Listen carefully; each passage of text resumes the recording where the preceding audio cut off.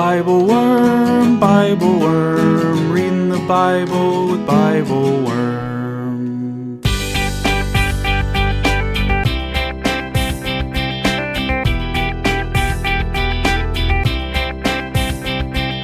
Welcome to BibleWorm, getting to the core of the biblical text. I'm Dr. Robert Williamson, professor of religious studies at Hendrix College and theologian in residence of Canvas Community in Little Rock. And I'm Dr. Amy Robertson, Director of Lifelong Learning at Congregation or Chadash in Sandy Springs, Georgia. We're here every week to discuss the biblical text, both as biblical scholars and as people of faith, one Jewish and one Christian. This week we're reading the story of Paul and Barnabas in Lystra as told in Acts 13, 1-3 and 14, 8-18. We talk about Paul's public healing of a man who cannot walk and think about the mutual faith that is required between the man and Paul to trust each other enough for a healing to take place. We discuss the confusion of the townspeople who want to worship Paul and Barnabas as gods and recognize the tendency of all humans, including ourselves, to confuse the power of holiness with the physical forms in which we experience it. And we notice Paul's observation that God is constantly working miracles in subtler ways. If we're impressed by a healing, how much more so should we be impressed that God gives us rain, harvest, food, and happiness? The miraculous is all around us, if only we have the faith to see it. Thanks for joining us.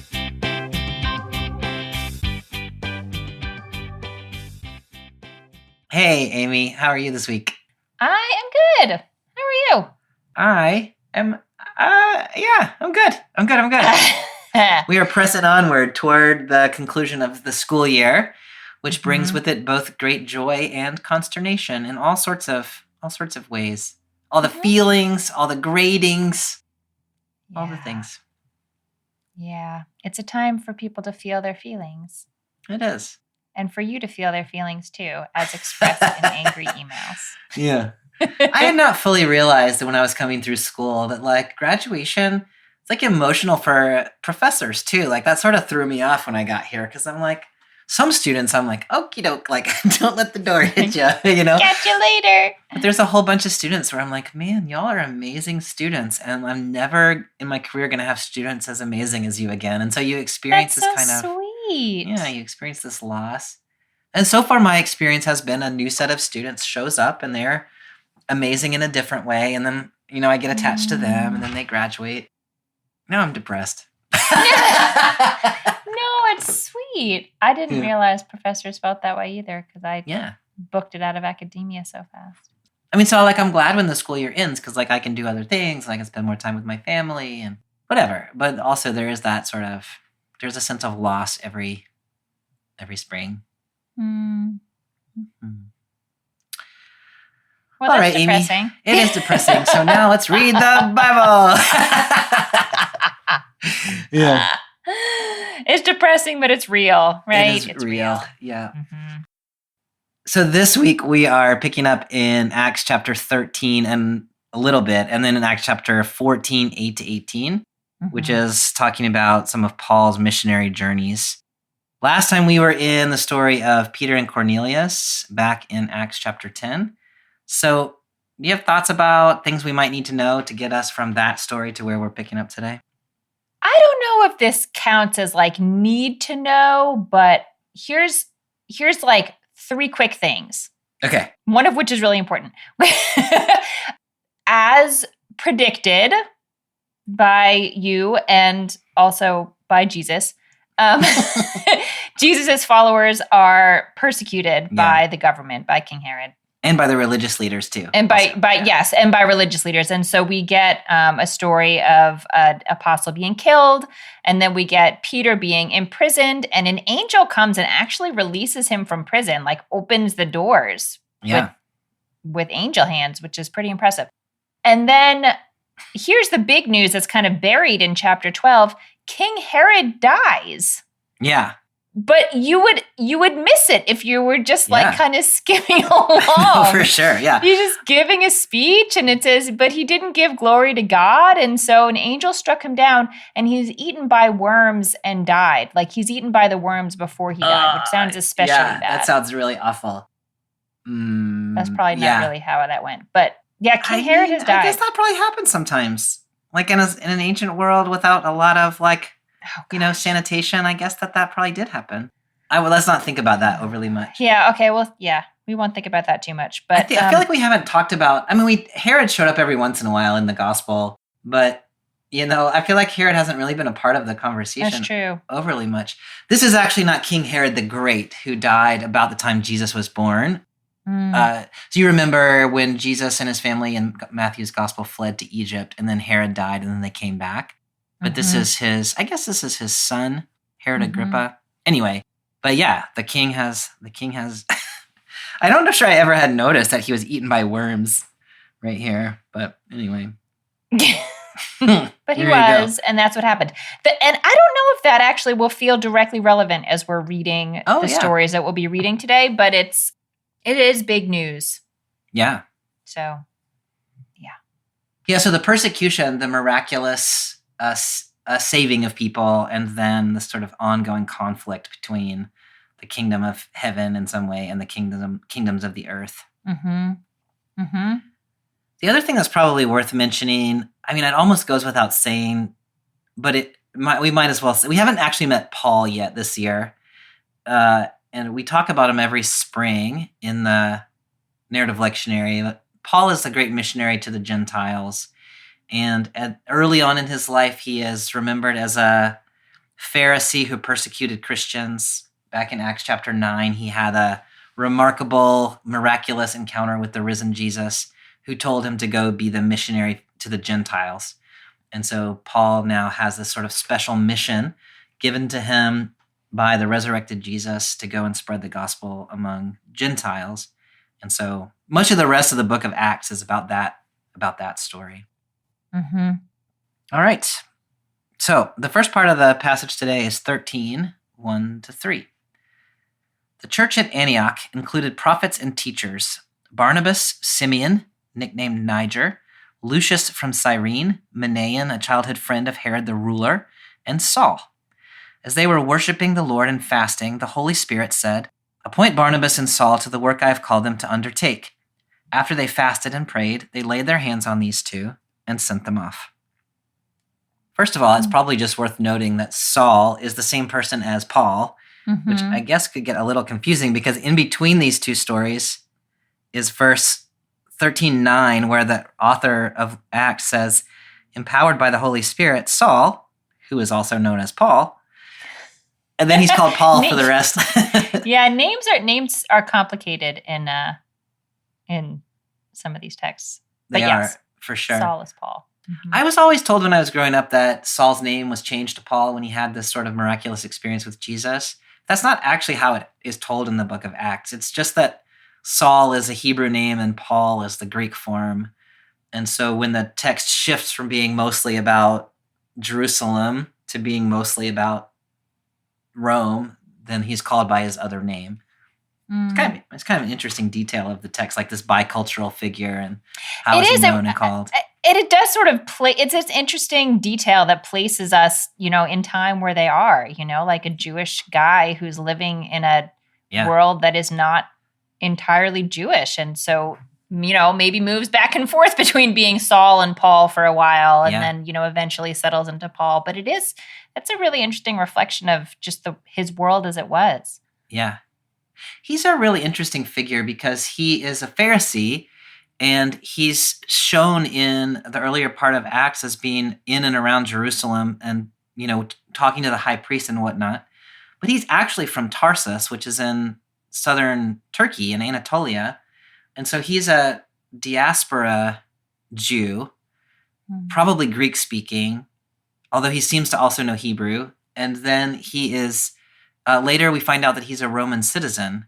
And so he's this really interesting sort of hybrid in all the various ways. He's a really complex figure in ways that give him some credibility, also create some conflicts of identity. Like, he's an interesting guy. Yeah. What else do you see in this little introductory section that seems important to our understanding?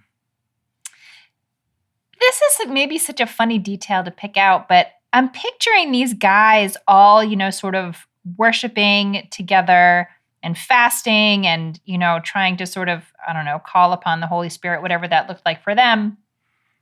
And then to have the Holy Spirit just pick out 2 of them. Yeah. And it doesn't, I just sort of assume reading that the other ones would be like, hey, what? Like, wait a minute. But that's not recorded. And it just, I don't know. I just think it's so interesting after reading the way that the disciples, when Jesus was alive, were all trying to sort of elbow each other out of the way. Yeah. But who's really the best? But who's going to be at your right hand? But who's, and none of that's recorded here. Who knows what they felt? But they just kept on fasting and praying, and then laid their hands on the 2 and sent them to do the work. That's a really lovely observation, Amy. And because they do at the end there, they fast and pray on their behalf, and then they lay their hands on them and give them the sort of blessing of the community and send them on their way. And so I love that there's not this sort of jealousy, but this recognition that different people are called to different things. And so these 2 are called to move on, and the others are called to stay where they are. And they do that with grace and care for one another. That's I had not paid attention to that, but that's really lovely.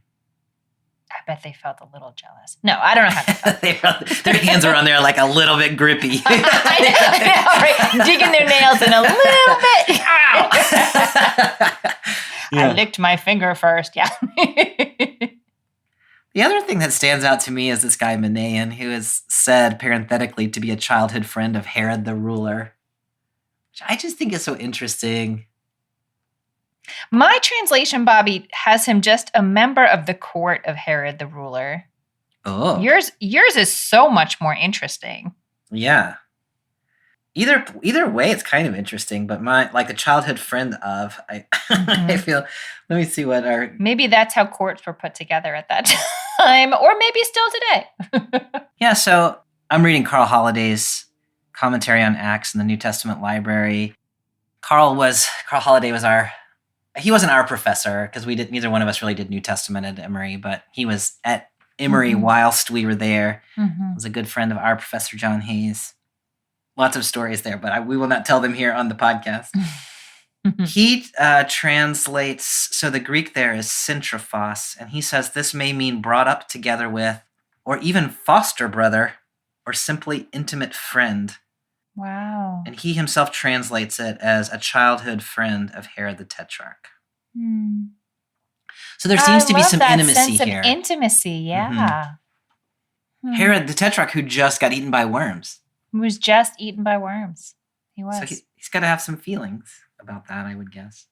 But it does show that the sort of potential for, I don't know, the complexity of the way that lines would have been drawn at that time. It wasn't just this, like we talk about ourselves, or I talk about myself often as having this sort of like existence in a bubble where it's hard to hear what's going outside of your sort of first primary community. But if this is someone who grew up with Herod, or who really was a close, intimate friend of Herod, and they went on really different pathways ultimately. So there's permeability of all of that, it seems. Yeah. No, I think that's a really important observation, Amy. Because we've been, the way that I have tended to talk is about there's sort of a sharp division between the one kingdom and the other. And here there's this, there's this guy who used to be a friend of the ruler of the one kingdom, and now is a member of this other way. But the way that that's told with that intimacy and he still carries that with him. And maybe you imagine that they're still, they're not now because Herod got eaten by worms, but you might imagine that they still, see each other at their high school reunion or whatever, and hey, what's happening? You know what I'm saying? So the ongoing relationships, even though the ways have parted. Bobby, does it surprise you that it describes this group of people as prophets and teachers? I just feel like those are really different categories in my head. Prophets and teachers. That's really interesting. Yeah, because the Holy Spirit, in sort of Paul's writings, raises up individuals for these different roles. So there are prophets, there are teachers, there are pastors, and so on. So it's not surprising to me that there are prophets and that there are teachers. Maybe that it doesn't distinguish which one's which one. Yeah. The question of whether there are prophets who are also teachers, I think that's an interesting question. Like maybe some of them are the prophets and some of them are the teachers. One of the things that I like about it as a teacher is that now you can be a prophet. The category prophet, and like I think of prophet as like, man, that's a special role, Yeah. And teacher is like, I mean, whatever. And here it sort of says like they're sort of on equal footing in some kind of a way. You're not even sure like which one's which. And I kind of like that it, in my own teacherly reading, it sort of amplifies the role of teacher as being an important role in the community. Yeah. Yeah, I can totally see that. As a teacher, as a discerner of truth, as a sort of like lightning rod for truth, not just, I don't know, not just explaining things that have already been established and widely accepted as true, Yeah. All right. So I think in the narrative lectionary, this is mainly sort of intended to show us that there is a community from which Paul and Barnabas originate, and they're not just out in the world on their own. They have been called by the Holy Spirit. There's a group to which they belong that has blessed them and laid hands on them and sent them off. So they are on this sort of journey representing something that's larger than themselves, both in terms of representing the Holy Spirit, but also representing a community that they're a part of. So we skip part of their journey through Pisidian Antioch and then Iconium, which are interesting stories in their own right. My own sort of sense of it is maybe we don't really need to talk about those two in order to get where we're going. Was there anything that you really wanted to bring out? No, I think that's right. So always worth going back and reading what's in the middle, but we're going to skip down and pick up in chapter 14, verse 8. In Lystra, there was a certain man who lacked strength in his legs. He had been crippled since birth and had never walked. Sitting there, he heard Paul speaking. Paul stared at him and saw that he believed he could be healed. Raising his voice, Paul said, "Stand up straight on your feet." He jumped up and began to walk. Seeing what Paul had done, the crowd shouted in Lycaonian language, "The gods have taken human form and come down to visit us." They referred to Barnabas as Zeus and to Paul as Hermes, since Paul was the main speaker. The priest of Zeus, whose temple was located just outside the city, brought bulls and wreaths to the city gates. Along with the crowds, he wanted to offer sacrifices to them. That's not how they wanted that to go. It is not. It is not look at all. at Zeus. Okay, this really. This took a turn. This took a turn. Well, we'll talk about how they respond to the turn that it has taken here in a minute, but it definitely goes off the rails very quickly. Very quickly. Yes. So for the first thing is just this guy who's there, the CEB who lacked strength in his legs. In verse 8, how does the NRSV describe that? A man sitting who could not use his feet and had never walked.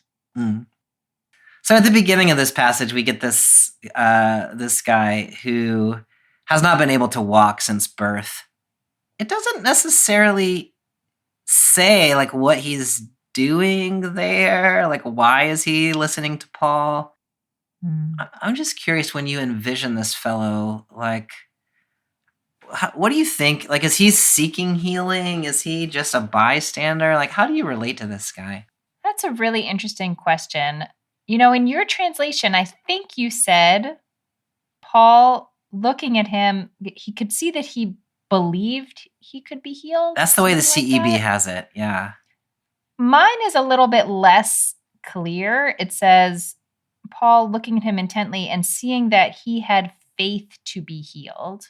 Yeah. Which to me was, I don't know, the faith seems maybe not directly in the fact that you could be healed, but more just you are a person of sufficient faith. Yeah. To even, reading about this guy, I really was, the text goes out of our way to tell us he hasn't been able to walk since birth. And maybe it goes out of its way to tell us that, so it's like clearly a miracle. Right. Fine. But like imagining his experience, like, what would it be like to have faith that things could be different from what it had always, always been for you since the day of your birth? Like, that's a real audacity, or like a real, I know the phrase, like a failure of imagination. This is like a wildly successful imagination.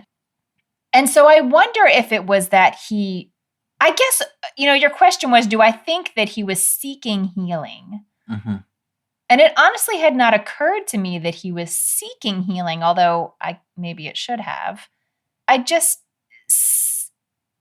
see him as a person who is not wedded to things the way that they have been, and sort of open to the possibility of the miraculous, and is in the right place at the right time. I mean, I don't know what his life would be like, but in terms of like how he would get around and figure out where Paul's going to be and get over to him, and I don't know what his life looked like.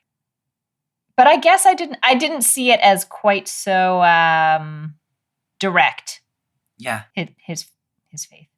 No, I really like that. I mean, that's sort of what my question was oftentimes when we encounter people in need of healing in the biblical text, like they're exactly like trying to find someone who will heal them. But this guy doesn't seem to be that. I like the way that you draw that out. He's just sitting there, and it seems like he just happens to be where Paul is.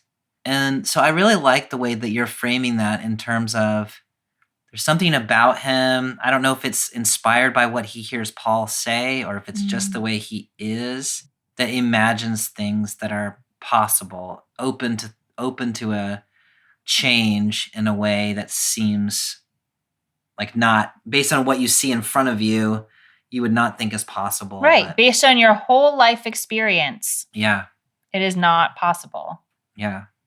Yeah. I picture Paul sort of making eye contact with him at some point. It says he looked at him intently and was able to discern by looking at him that he had this faith or, spiritual openness or something. That he had some kind of critical ingredient that made possible healing. Whereas someone else, it seems to be saying, Paul couldn't just go around and heal whoever. Yeah. But he could heal this guy. He could heal this guy. It was interesting to me. I mean, I don't know.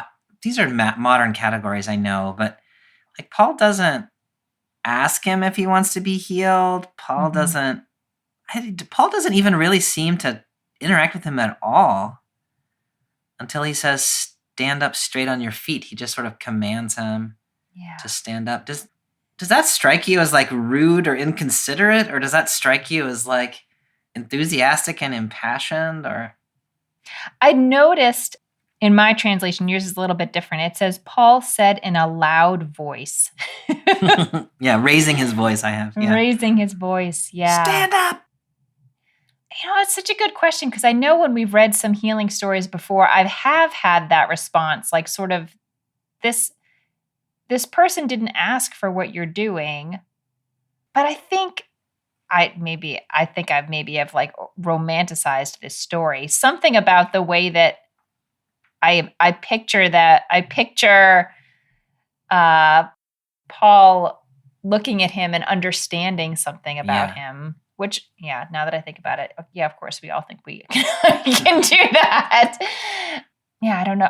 That question did not come into my head as I was reading this, but maybe it should have. Wouldn't it be funny if the guy said no? Yeah. That's why you had to say that. No, it's all right. Yeah, it's all right. I'm good. Yeah. No, I like that sense that you're raising about there is sort of an unspoken communication between the two of them.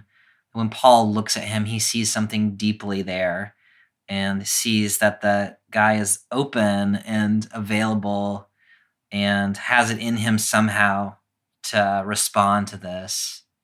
I mean, it raises questions for me in terms of like when we think about ourselves going into the world and discerning who needs healing, and like would we want to do it exactly in this way? Maybe not, but I also do think that, I mean, I meet people that I can tell that they're ready for something different. I'm thinking about Canvas Community, and some people come in there and they're just not, like, they need a community, and like I'm glad that they're there, they're just not really ready to do something different Mhm. yet. Mm-hmm. And then some Mm-hmm. people, you encounter them and you can see like something has clicked in them that they're ready for something else. And I interact with them in a different kind of a way. Yeah. I don't just yell at them. like That's probably but good. but there's something to that, sort of being able to kind of get a sense of people and understand what's possible. Bobby, I'm curious about the detail that he said that Paul spoke in a loud voice. Yeah. And I wondered if it Yeah. was, I think the way that I first understood it was like a demonstration of Paul's faith, like Paul meeting this guy's faith with his own show of faith. Because if he then couldn't stand up, Paul would look really stupid. Yeah. Oh, I like that. So Paul's got a little bit of skin in the game. Paul put some skin in the game. He does not just go over and touch the guy's arm, in which case, if he can't get up, no one knows what he was trying to do. So it's, no big deal. I mean, once you've spoken in a loud voice that way in a crowd, I don't know. I had not thought of it that way, Amy. I really love that. So he sees something in this guy that says, okay, this guy can respond. And then he trusts the guy enough to make it public. I'm going to do this publicly because I believe that you can respond to what's about to happen. Yeah. Yeah, that there's some meeting place between the faith of the two of them. Yeah. That they both believe this can happen. Yeah. I like that a lot, Amy. I like that a lot because there's a mutuality now that I was not reading there. I was just reading Paul as saying it loudly so that people would notice what was happening, because he doesn't want to do a private miracle. He wants to do a miracle that gets some attention so that people ideally would worship Jesus, not think he was, Hermes. Right. That part went off the rails a little bit. And I think that your reading is totally supported by the text also. Yes, they are evangelists. They're out there trying to get the word out, and Paul has the capacity to do some healing. And so that's a really great way to get people's attention. Yeah. But that reading is a little bit utilitarian. Yeah. Like I am using you to draw attention to myself. And I don't like that. I don't want to read it that way. And so I like what you're doing there, that there's a recognition, human to human, and sort of a mutual trust and something like that. I like that a lot.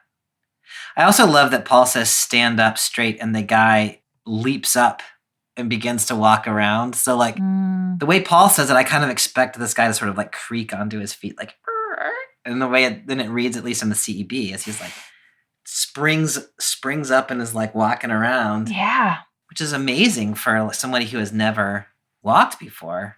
I just like that image of like, it's not, the thing Paul invited him to was fairly, it's still really impressive, but it's fairly modest. And the guy's response is farther. Yeah. It's a lot of vulnerability for the guy too. Oh, try my to goodness, to get up. Yeah. And Paul's drawn all this attention to him.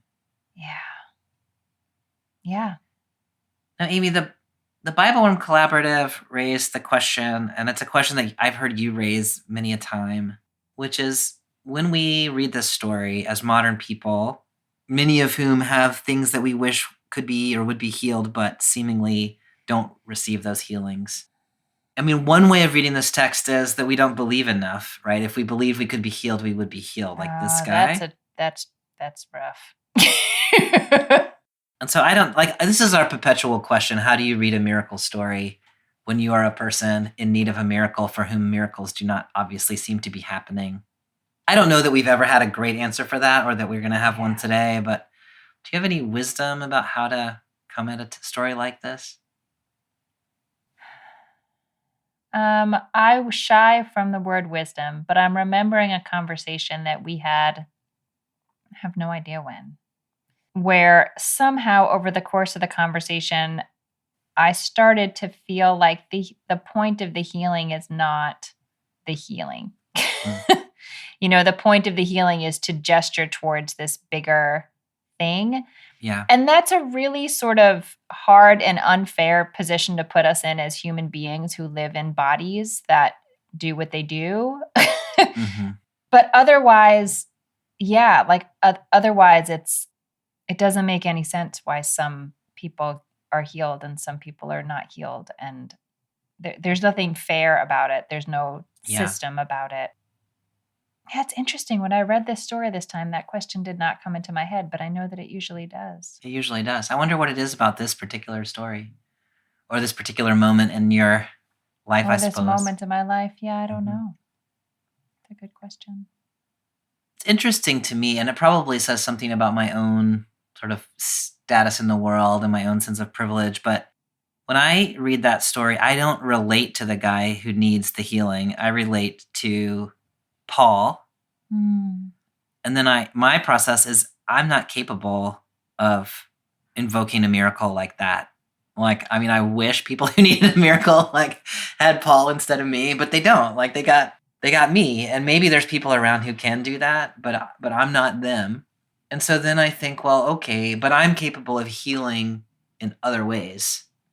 And so then I need to be about the business of trying to enact healing in the world in ways that I can do. And I just need to be honest about the fact that I'm not a miracle worker. And so people should not encounter me thinking I'm going to work a miracle for them. I wish I could. Generally, I can't.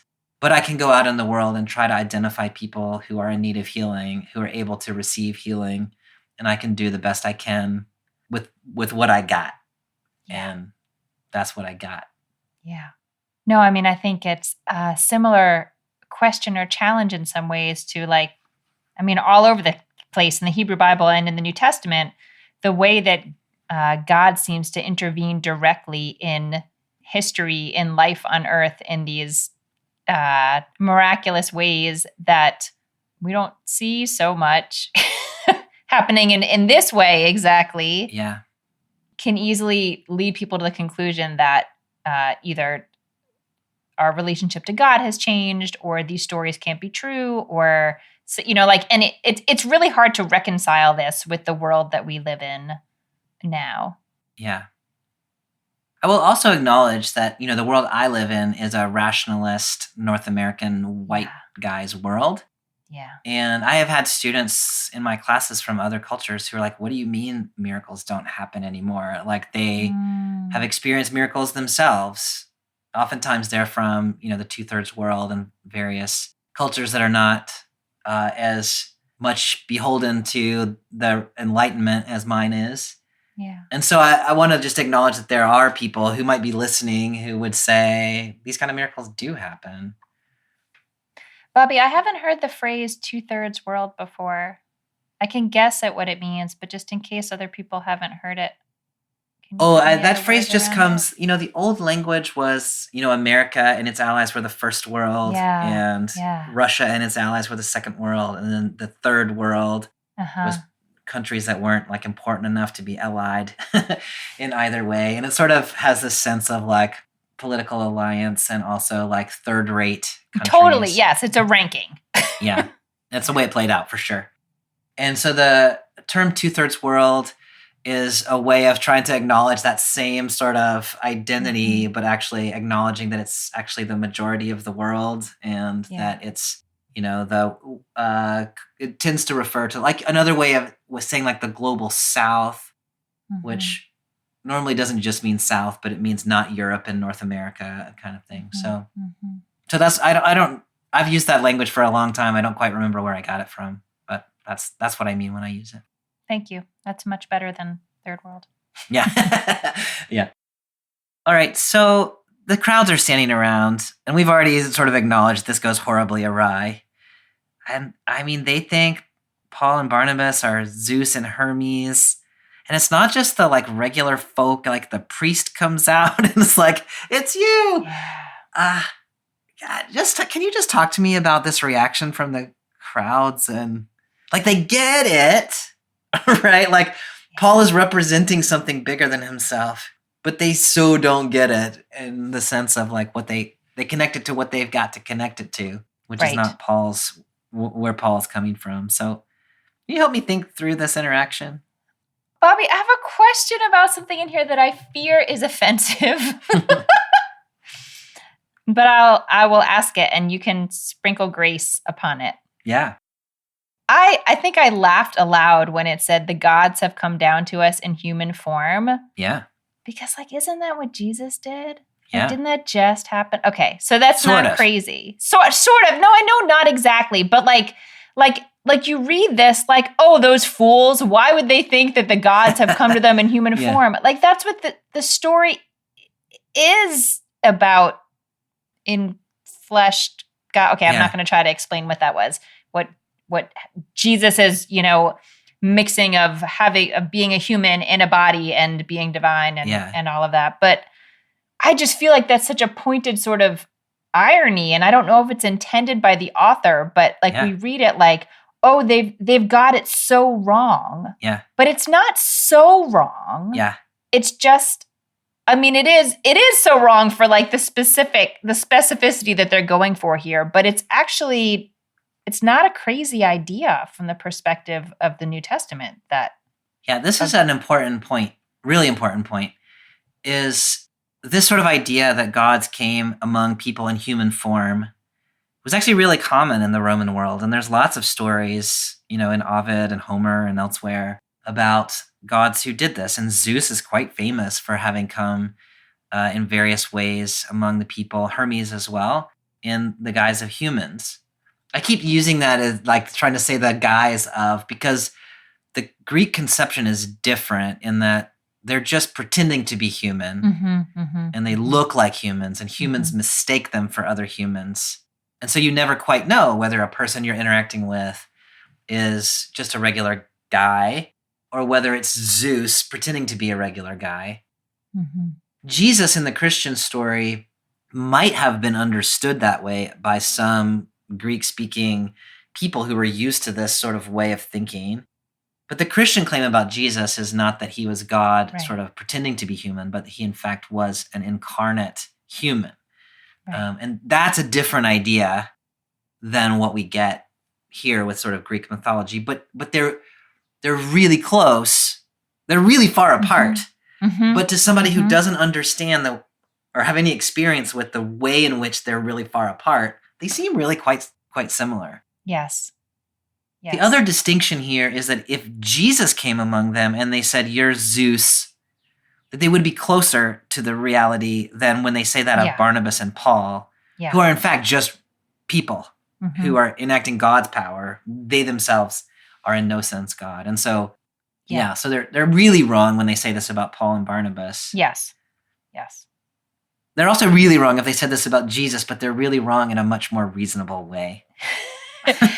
They're using the frame of reference that they have to put forward their theory of what just happened. Yeah. And it's not crazy. It's not right, but it's not crazy. Like Paul does have power that comes from a divine source. Yes. In order to be able to do this healing. Yeah. So it's not crazy that they think he's Hermes. I mean, it's funny to read it, read it in this context, but it's not crazy.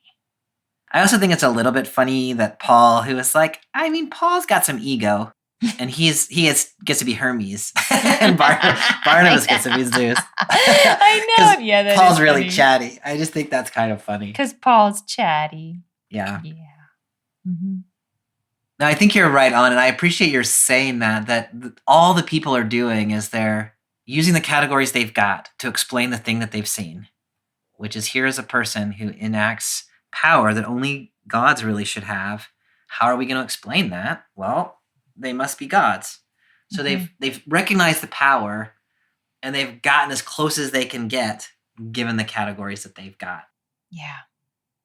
Yeah, it makes me wonder. I mean, I guess I don't know what all Paul was saying when he was speaking beforehand, but is it better to explain first and then do the miracle, or do the miracle to get people's attention and then explain?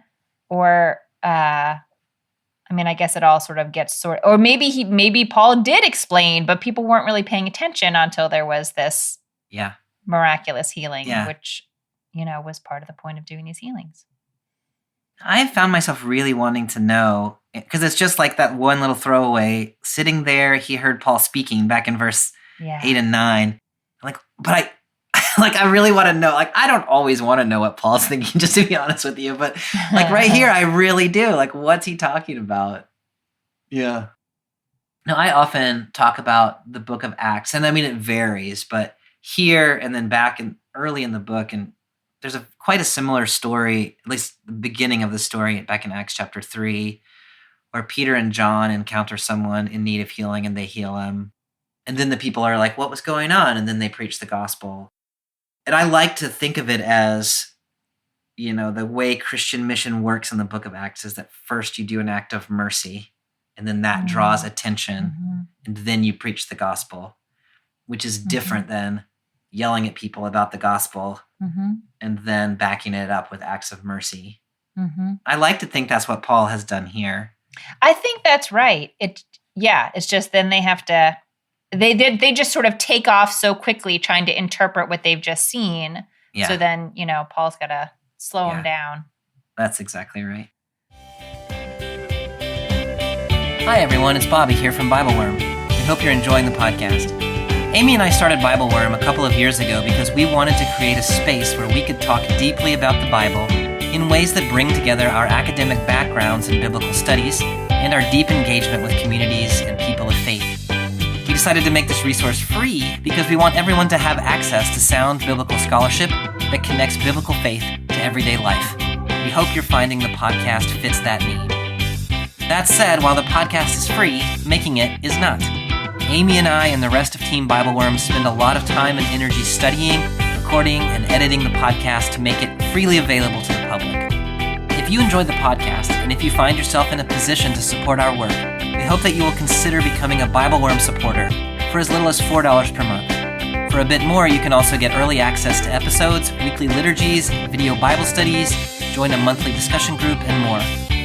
We realize not everyone is in a position to support the podcast, but if you appreciate our work and want to support us, we hope you'll check out our Patreon at patreon.com/BibleWormPodcast for more details. Thanks so much for listening, and now back to this week's podcast. Shall we pick up with how Paul slows them down? Sure. So I'm in verse 14. When the Lord's messengers, Barnabas and Paul, found out this, they tore their clothes in protest and rushed out into the crowd. They shouted, "People, what are you doing? We're humans too, just like you. We are proclaiming the good news to you. Turn to the living God and away from such worthless things. He made the heaven, the earth, the sea, and everything in them. In the past, he permitted every nation to go its own way. Nevertheless, he hasn't left himself without a witness. He has blessed you by giving you rain from above, as well as seasonal harvests, and satisfying you with food and happiness." Even with these words, they barely kept the crowds from sacrificing to them. So Paul tears his clothes. I love that. What are you doing?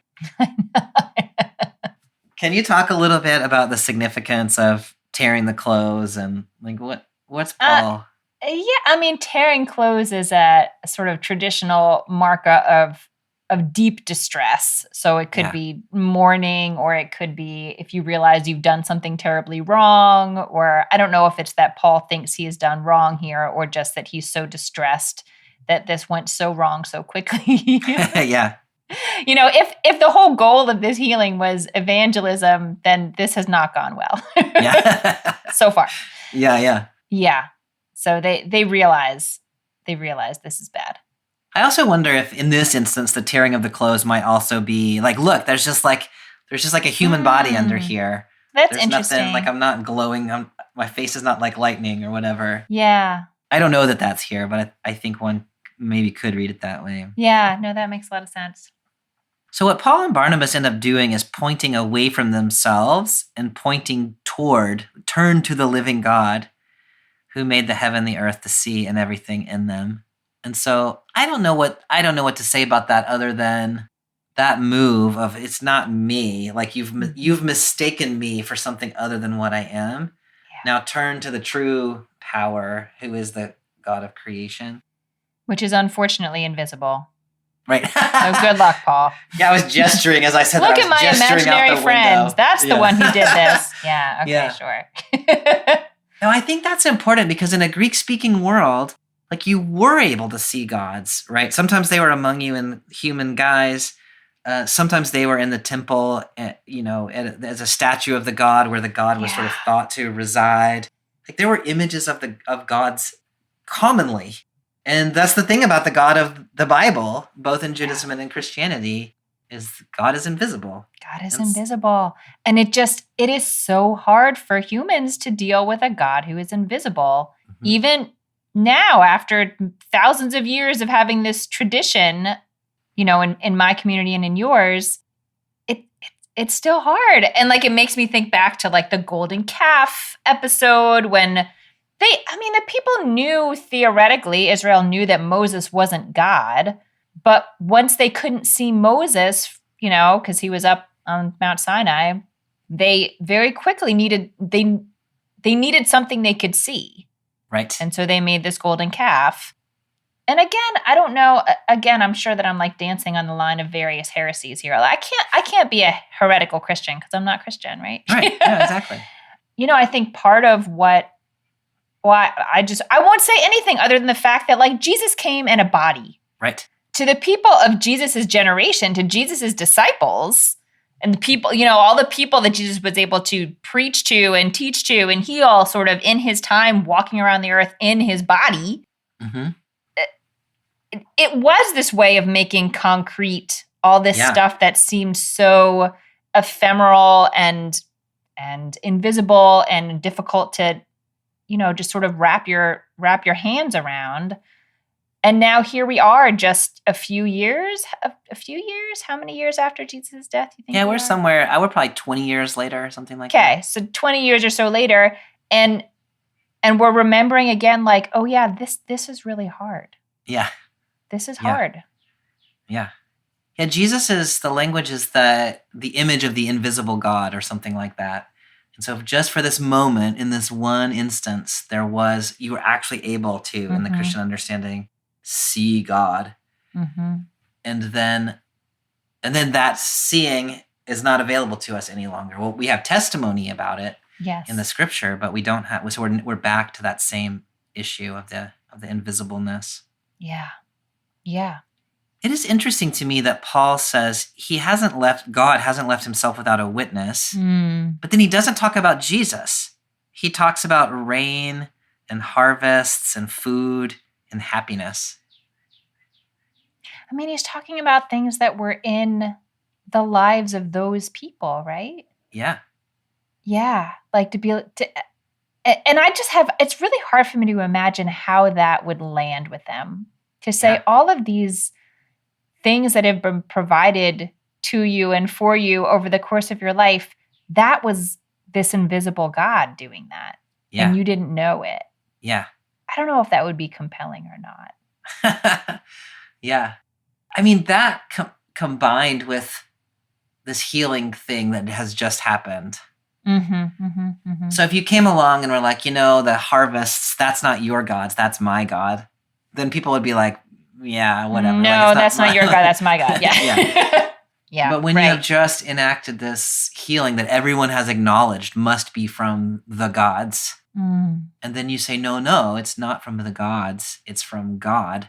And you already know about God because rain, harvest, happiness. That's such an interesting, rhetorical move. You already have a relationship. Yeah. To this God. This God has already been working in your life in some way. Yeah. Now, the details of what that way is and isn't are a little bit confusing to me in this part, but yeah, you already have had a relationship. Yeah, the verse I sort of skipped over in 16, in the past, God permitted every nation to go its own way. Mm-hmm. What Paul seems to be saying there is exactly like the God, the living God, has always been giving you harvest, giving you rain, making you happy. And God in the past didn't care if you attributed that to Zeus or to Hermes or to whomever. Mm-hmm. And so you've always been worshiping the true living God. You just didn't know it. But now you got to stop, right? Yeah. Now it's been revealed. Now you know who the witness was to. And so it's time to follow the living God now. I think that's what's happening here. Yeah. I think that makes sense. Do you feel like, this might be an unfair question, but it sort of is like all along God, didn't really care whether God was acknowledged for these things or not. You could think whatever you think about where these blessings come from. But now God is sort of introducing God's self through this, miraculous healing and saying it's time you know that it was really me. Right.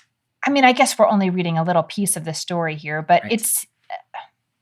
So has the nature of the relationship between these people and God like fundamentally shifted? Like maybe God before provided these things sort of basically, but didn't have like such a personal relationship to this group of people. And now God is saying, or Paul is saying, God will have a personal relationship to this people and also wants to be acknowledged by these people. Those two, do those two things, I guess those two things go hand in hand? Is that how you understand it? I think the way it's working is that God, the living God, whom Paul worships, has always been the God of the world. Yeah. Up until quite recently in the biblical telling, God had revealed God's self only to Israel through the Torah. And so the Jews knew who God was, but nobody else did. And how would they? Mm-hmm. And so they sort of worshiped in their own way. Now that Jesus has come and in the Christian understanding, the covenant has been opened to the world, now it's time for everybody to know. And so there was a period in which it was not possible really to know if you were a Gentile. But ever since Jesus, and especially since the story of Cornelius in Acts 10, once Gentiles have started being invited into the community, now it's possible to know, and therefore you need to know, and therefore it's not any longer acceptable. I think that's what's happening here.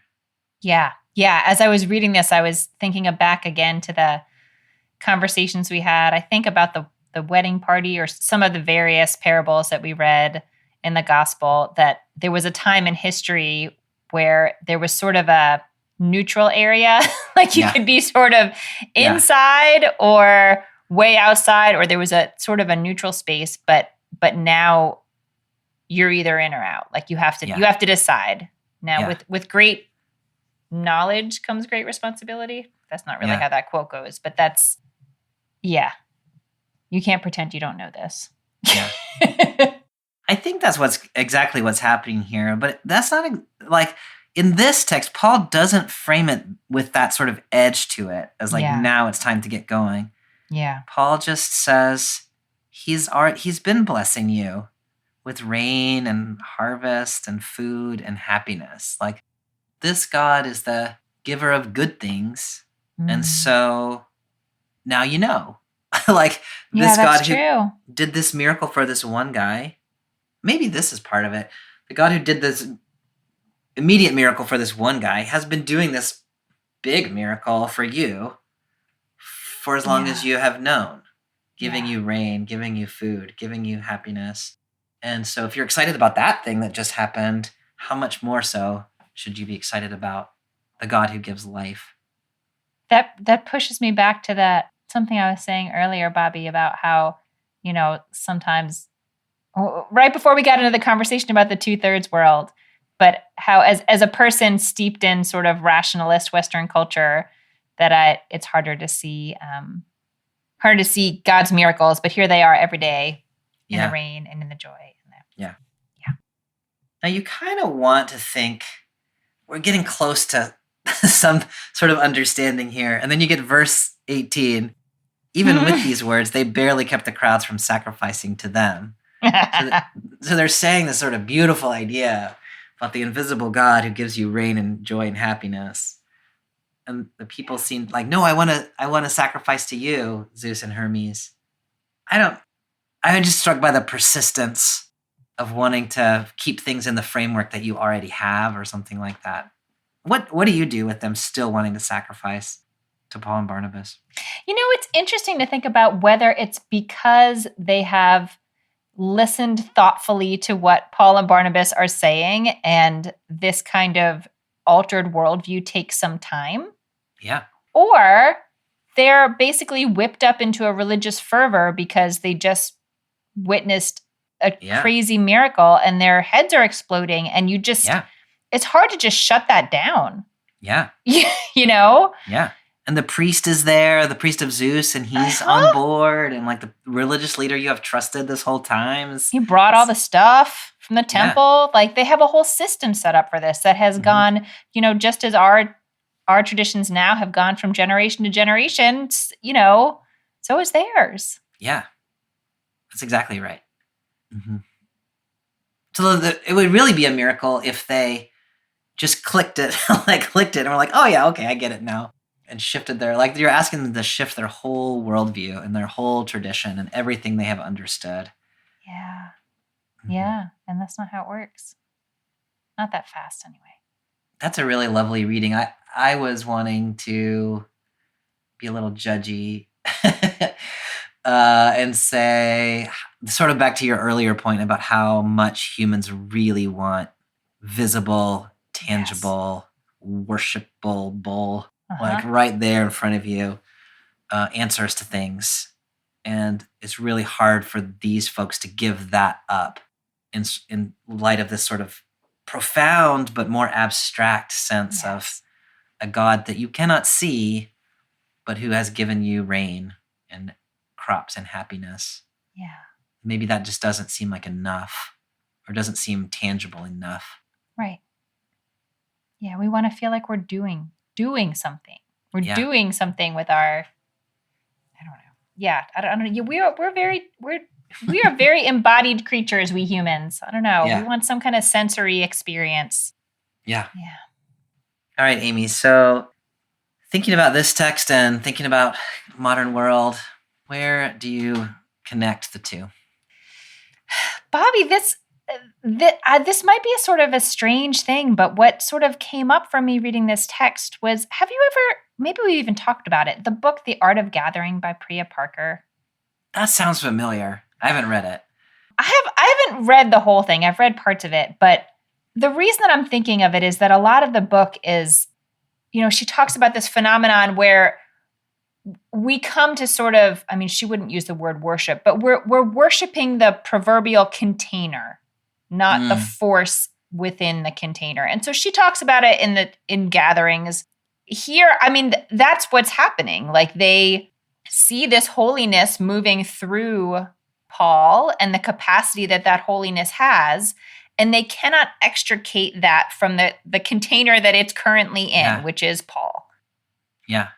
And I think in religious community, sometimes it might be people, but sometimes it might be sort of the rites of our community or the melodies that we use or the traditions that we have or whatever, that again, like as these embodied sensory creatures, we associate the holiness with whatever container it was in. And then when that container goes away or doesn't make sense anymore or becomes a distraction or whatever, it's so hard for us to untangle those things from each other. I really love that.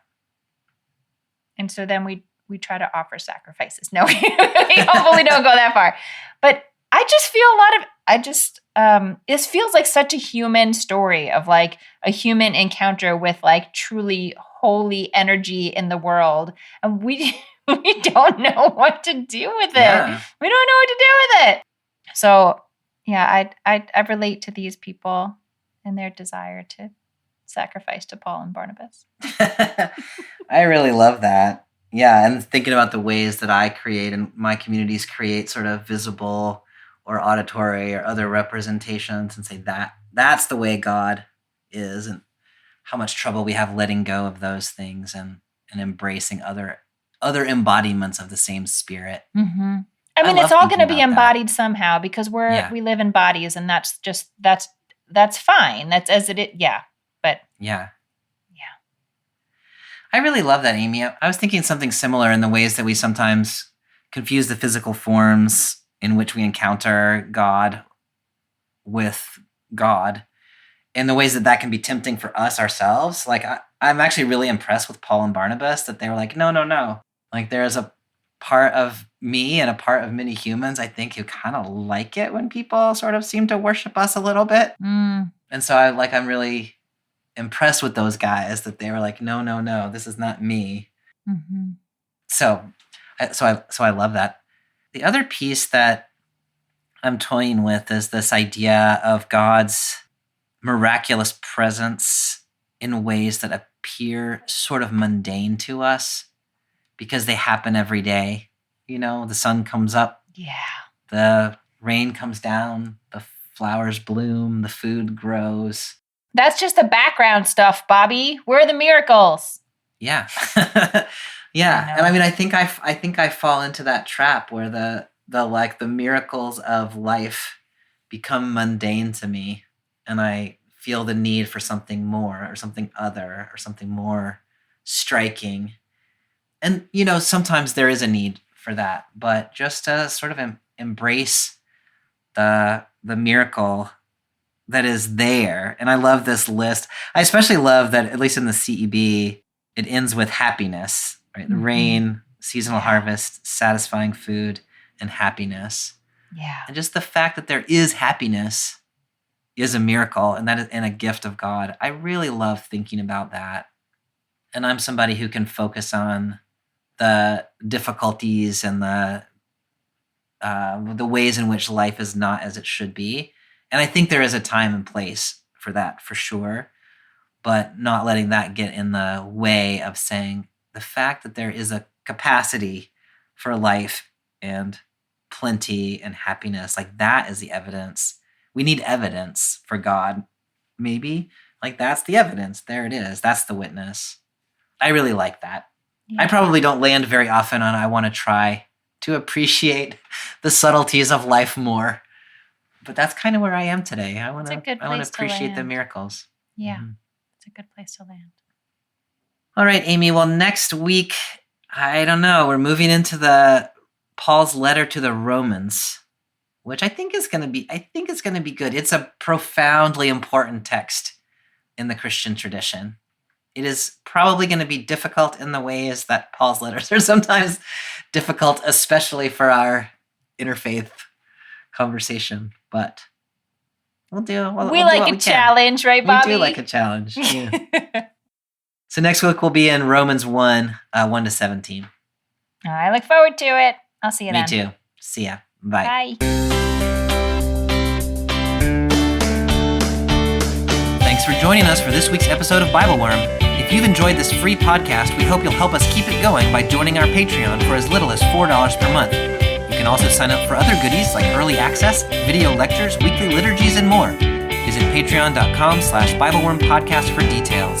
BibleWorm is produced by Bobby Williamson and edited by Joel and Laura Becker. Our theme song is sung by Colin Bagby, and our theme music is The World at Large by Dano Songs. Thank you to all of our Patreon supporters for helping to make this podcast possible. Join us next time when we'll begin our exploration of Paul's letter to the Romans with Romans 1, 1-17. Until then, keep on digging.